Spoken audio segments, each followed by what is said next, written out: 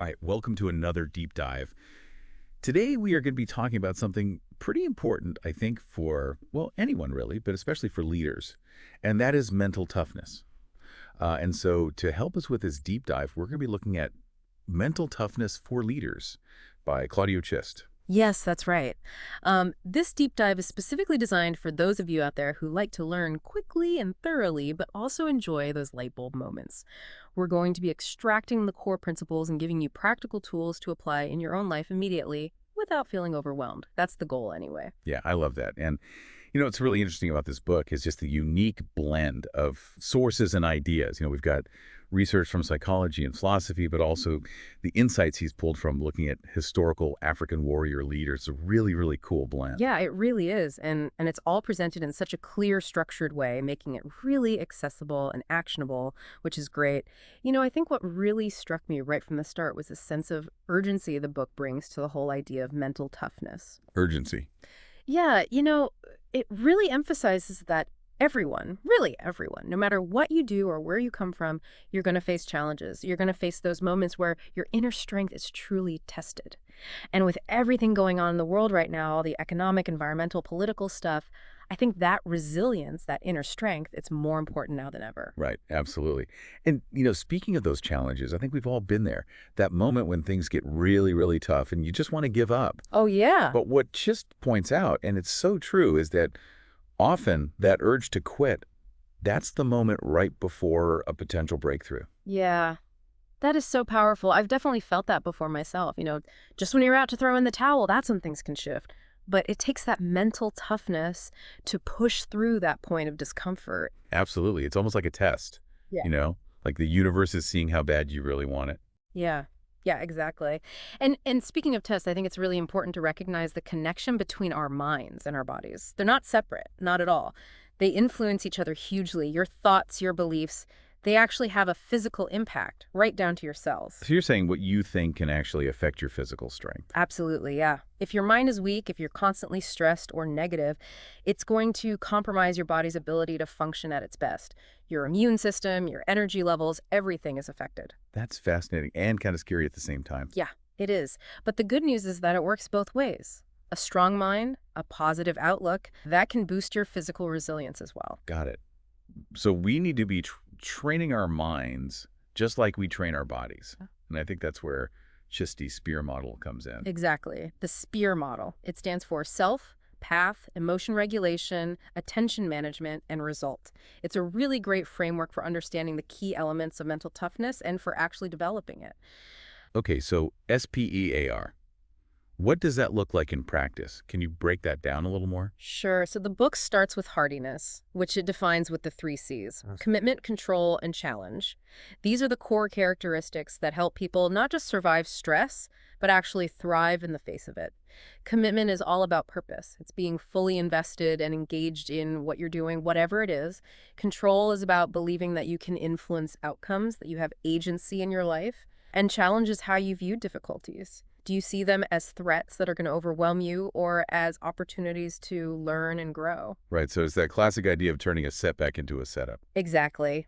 And the SPEAR model starts with the S for self, which I think is a really smart place to begin. This is about understanding and accepting who you are at your core. Your thoughts, your emotions, your reactions, even your flaws. Self-acceptance, huh? That's something a lot of people struggle with. It is, but the book argues it's crucial.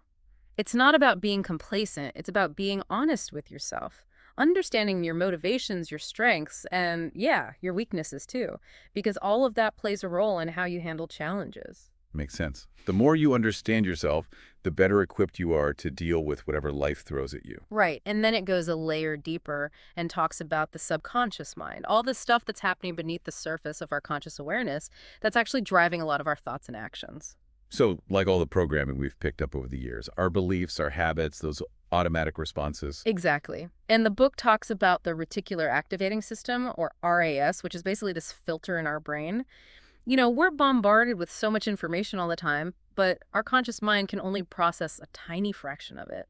The RAS decides what we pay attention to and what gets filtered out. So it's like a STAM filter for the brain. Kind of, yeah. It helps us focus on what's important and not get overwhelmed by everything else. And the book argues that when we're facing a difficult situation, the first step is to get into what Chist calls a resourceful state. A resourceful state. Yeah, it's basically a state of mind where you feel calm, clear-headed, and in control.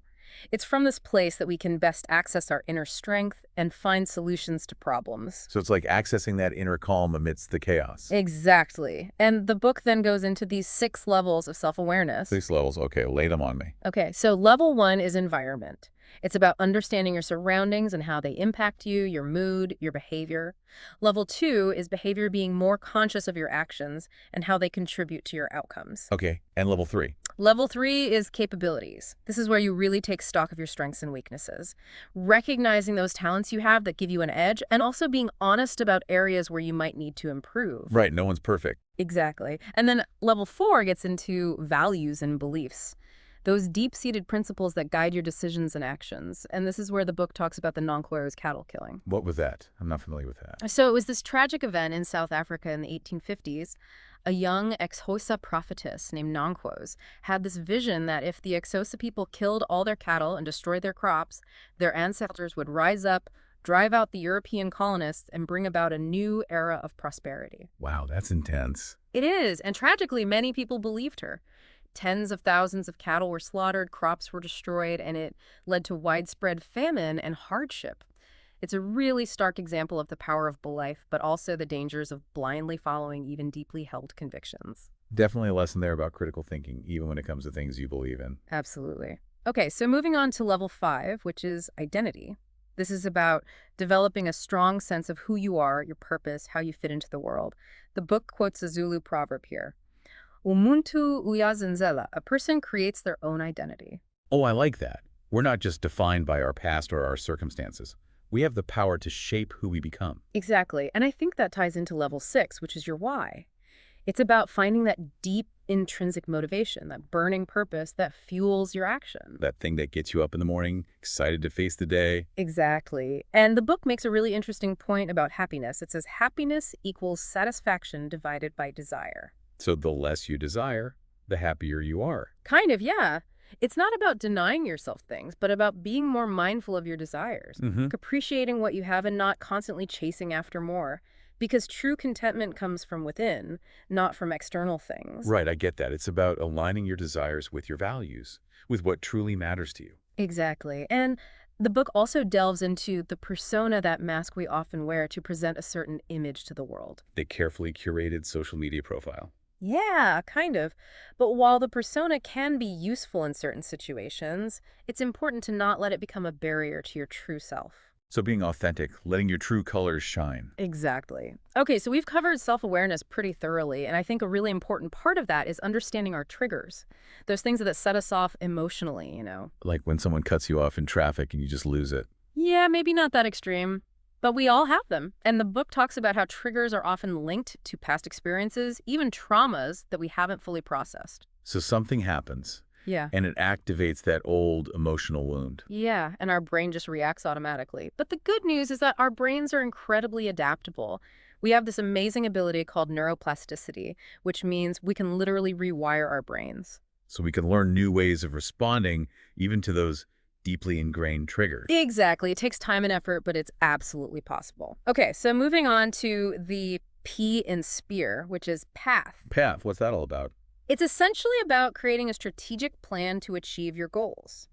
And the book starts with this great Zulu proverb, Okwazi ukwela umfula ngafandle kukumanzi. You cannot cross the river without getting wet. Meaning, you can't achieve anything worthwhile without taking risks and getting your hands dirty. Exactly. Yeah. And it tells the story of Howard Schultz, the founder of Starbucks. He had this vision, but he faced a ton of rejections and setbacks along the way. But he kept going, he kept taking risks, and ultimately he succeeded. Yeah, great story. So the path is about having that clear vision of where you want to go and then making a plan to get there. Right. And the book emphasizes the importance of planning across different time horizons. Long-term aspirations, medium-term goals, and then those short-term actions that will move you forward every day. Break it down, make it manageable. Exactly. And then something that I think is super important, especially in today's world, is contingency planning. Contingency planning. You mean like having a plan B? Yeah, more than that. It's about anticipating potential challenges and having alternative strategies in place so that when things inevitably go wrong, you can adapt quickly. The book uses the analogy of Formula One pit stops. Oh, yeah, those are impressive. Yeah. Speed and precision. It's Well, amazing. it is. And that's what we need to strive for in our own lives, to have those well-rehearsed plans in place so that when the unexpected happens, we can handle it smoothly and efficiently. I like that. So it's not just about having a backup plan. It's about being mentally prepared to adjust and pivot when needed. Exactly. And then there's this concept of the breakthrough zone, that point where you're putting in the work, but you're not seeing the results you want. The valley of despair. Yeah, kind of. And it's so easy to get discouraged at that point. But the book says that often that's the moment right before a breakthrough. It references David Goggins' 40% rule, which says that when we think we've hit our limit, we've actually only used about 40% of our capacity. So we have so much more in us than we realize. Exactly. Oh. But it's about pushing through that mental barrier, having that faith that things will eventually shift. But also knowing when to cut your losses. Right. Sometimes perseverance is key, but other times a strategic pivot is needed. Knowing the difference is crucial. Got it. Yeah. So the path involves planning, anticipating challenges, pushing through those tough moments, and also knowing when to change course. Sounds like a lot. It is. And the book also talks about applying basic management principles to our personal lives. Like what?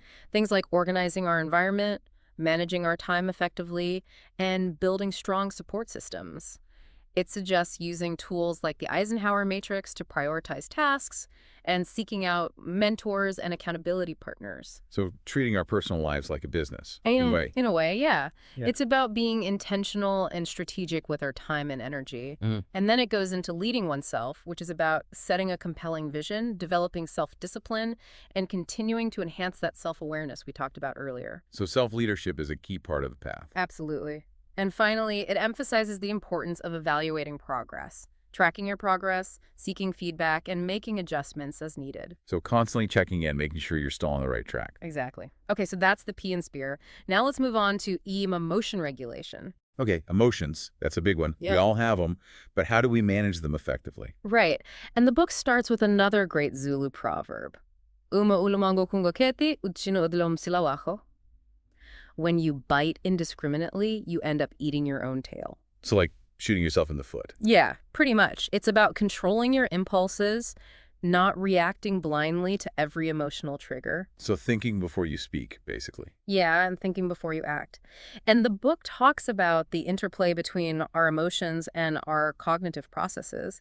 It references Antonio Damasio's somatic marker hypothesis, which says that our emotions are actually important guides in decision-making. So we shouldn't just ignore our emotions, but understand them, use them wisely. Exactly. And there are different strategies for regulating our emotions, things like calming techniques, impulse control, reframing negative thoughts, and finding healthy ways to channel our emotions. So like going for a run when you're stressed instead of yelling at your partner. Yeah, exactly.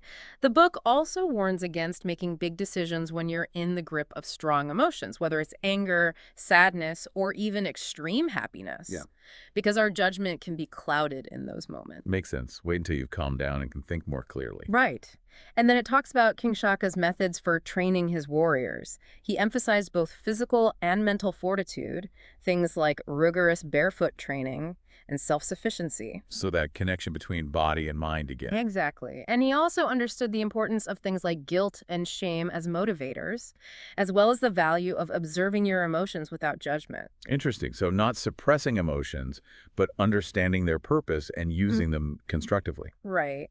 And the book introduces some practical tools for self-regulation, like box breathing. Box breathing. Yeah, it's a simple technique where you inhale for a count of 4, hold for 4, exhale for 4, and hold again for 4. It's really effective for calming the nervous system. I might have to try that. You should. And then it goes into Elmer Green's research on the mind-body connection. He found that people can learn to control things like their heart rate, blood pressure, even their skin temperature through biofeedback techniques. Wow, that's incredible. It is. It shows how much power we have over our own bodies and minds. And the book also touches on things like the Abraham Hicks Emotional Guidance Scale and Dr. David Hawkins' Map of Consciousness, which offer frameworks for understanding different emotional states. Okay, now we're getting to some more esoteric stuff. Yeah, a little bit. But the basic idea is that Our emotions have different vibrational frequencies, and emotions like gratitude and joy have a much higher frequency than fear or anger. So focusing on those positive emotions that can actually raise our overall vibration. Yeah, that's the idea. And then the book talks about a 2014 study that challenged the traditional model of 6 basic emotions and focused instead on 3: sadness, anger, and fear. Okay, those are definitely the heavy hitters. Yeah, they are. And it goes into ways of dealing with each of them constructively. For sadness, it suggests things like journaling and mindfulness. For anger, it emphasizes the importance of reframing the situation and finding healthy outlets to channel that energy. Like exercise or creative expression. Exactly. And for fear, it talks about distinguishing between rational and irrational fears, developing mental preparedness, and using visualization techniques. So facing your fears head on, but also understanding which ones are worth paying attention to. Right. And then it highlights the resilience of South African soldiers in World War I.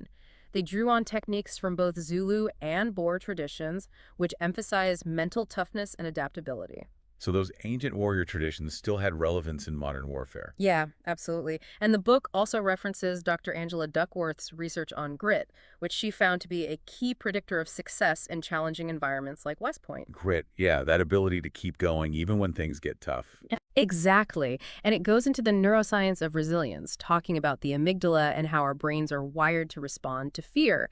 But the good news is that we can rewire those responses through training and experience. So our brains are constantly adapting, even in adulthood. Exactly. And finally, the book talks about enhancing flow states. Flow state, yeah, that feeling of being totally in the zone, lost in the moment. Exactly. And it suggests that things like connecting with a higher purpose and using chanting can actually help us access those flow states more easily. Chant, you mean like monks chanting? Yeah, kind of. It talks about the power of war cries, like the all-black haka and the physiological effects they have on the body.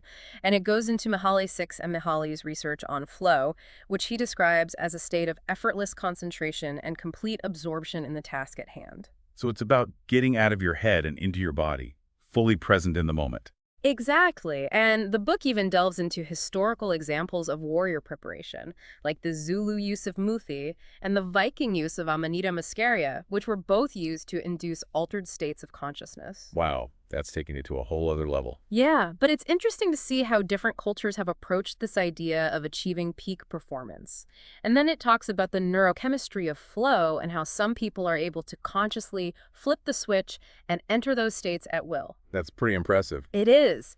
And finally, it highlights the benefits of collective chanting, things like fostering shared focus, increasing present moment awareness, and even releasing endorphins. So it's like a group meditation, but with a more warrior-like vibe. Yeah, kind of. Okay, so that's emotion regulation. Now let's move on to attention management. Attention management. In today's world of constant distractions, that feels like a superpower. It is. And the book starts by revisiting the reticular activating system, or RAS.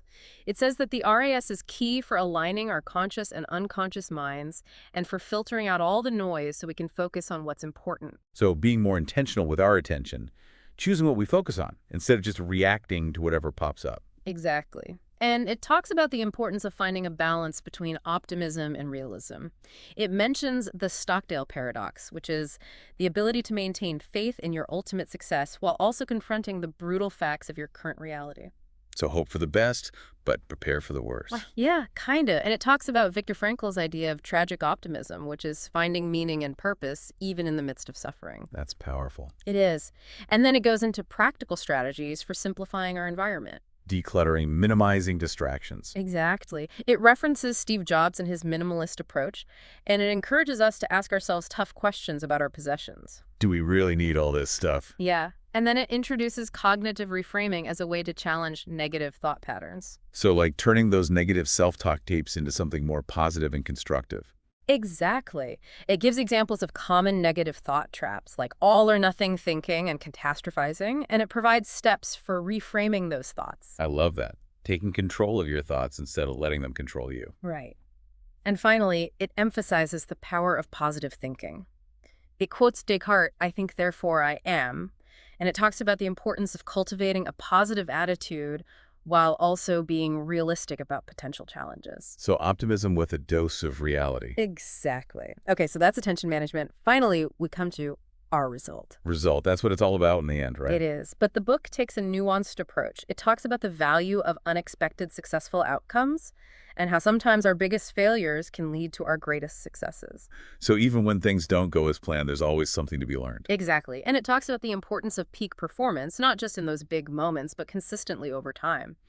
It suggests using mental rehearsal techniques like visualizing success and also mentally preparing for potential challenges. So training your mind like an athlete trains their body. Exactly. And then it talks about crisis pivoting, the ability to adapt and find opportunities in the midst of chaos. Like when a business has to completely reinvent itself because of a major disruption. Yeah, exactly.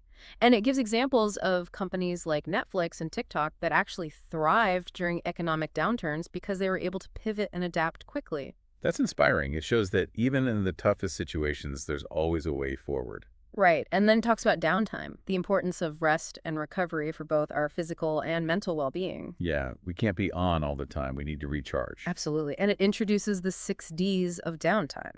Yeah. Drive, discipline, disconnect, delegate, develop, and dream. And it makes a distinction between active downtime, where you're engaging in restorative activities, and passive downtime, which is more about just resting and relaxing. So taking breaks, but also using that time intentionally. Right. And then it goes into motivation, talking about the difference between towards motivation, which is being pulled by a positive vision, and away motivation, which is being driven by fear or avoidance.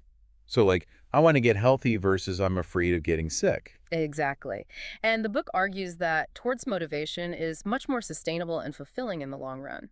Makes sense. It's about being drawn to something positive rather than being pushed away from something negative. Right. And then it talks about balance, the importance of having a well-rounded life, not just focusing on one area to the exclusion of everything else.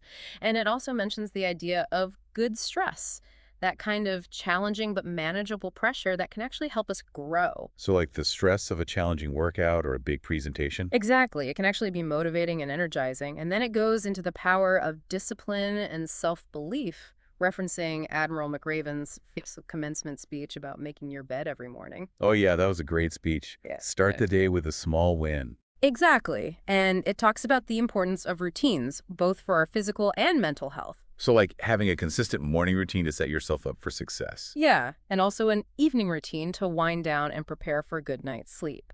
And it emphasizes the benefits of things like exercise, meditation, and spending time in nature. All the good stuff we know we should be doing, but sometimes struggle to make time for. Right. And then it goes into managing stress, talking about the impact of chronic stress on the body and mind, and suggesting techniques like vagus nerve stimulation and positive affirmations. I've heard a lot about vagus nerve stimulation lately. What is that exactly? It's basically stimulating the vagus nerve, which is this long nerve that runs from the brain down to the abdomen. And it plays a role in regulating a lot of bodily functions, including heart rate, digestion, and the immune system. And stimulating the vagus nerve can have a calming effect on the body and mind. Interesting. So how do you stimulate it? There are different ways. Some people use devices that send electrical impulses to the nerve. Others use techniques like deep breathing, humming, or gargling, which can also stimulate the nerve. Huh. I'll have to look into that. Yeah, it's worth checking out. And then the book talks about being proactive, taking initiative instead of just reacting to events. It references Admiral Arleigh Burke's standards of a military professional, which emphasize the importance of taking ownership and responsibility. So being the captain of your own ship, so to speak. Exactly. And then it talks about expanding your comfort zone, pushing yourself beyond your perceived limits. Growth happens outside the comfort zone, right? Exactly. And then it emphasizes the importance of self-awareness and congruency, living in alignment with your values. Walking the talk. Exactly. And finally, it talks about the Yerkes-Dodson law, which says that there's an optimal level of stress for peak performance. So not too much stress, but not too little either. Right. It's about finding that sweet spot where you're challenged but not overwhelmed. And it introduces a debriefing process for evaluating your performance and learning from your experiences. So constantly reflecting and improving. Exactly. And then it ends by emphasizing the importance of curiosity and self-leadership. It's about being open to new experiences, challenging your assumptions, and leading yourself towards your goals. So to sum it all up, Mental toughness is not about being a stoic robot who never feels anything. Right. It's about developing the skills and mindset to navigate the ups and downs of life effectively. It's about self-awareness, strategic planning, emotional regulation, focused attention, and learning from your experiences. And I love how the book ties it all back to that warrior archetype. Yeah. It's about tapping into that inner strength and resilience that we all have. Yeah, I think that's a really powerful image. It's not about being aggressive or violent. It's about facing challenges with courage and determination. Exactly. And here's a final thought for our listeners to ponder. How can you evoke that warrior within your own life? What challenges are you facing that could be opportunities for growth and achievement? And what spear do you need to sharpen to become the champion of your own life? Thanks for joining us on this deep dive. It's been great exploring this topic with you. Absolutely. Until next time. Cheers.